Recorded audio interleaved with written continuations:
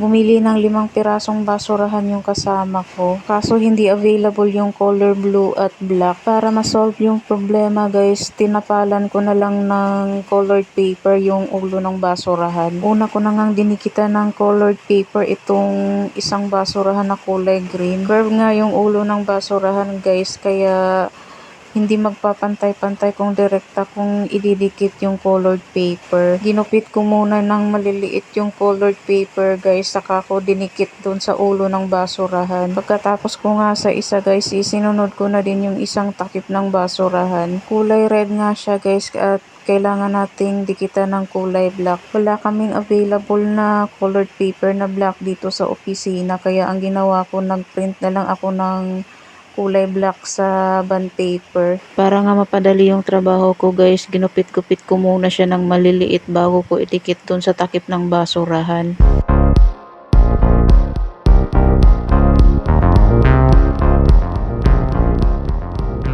At pagkatapos ko ngang magupit ng maliliit yung bond paper guys, ay sinimulan ko na din yung pagdidikit dun sa takip ng basurahan. Fast forward tayo guys, at ganyan na nga yung itsura niya nung matakpan ko na lahat.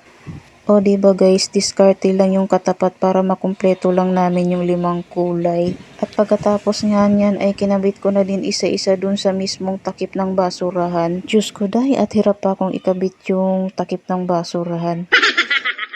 Ang daling baklasin pero ang hirap namang ibalik.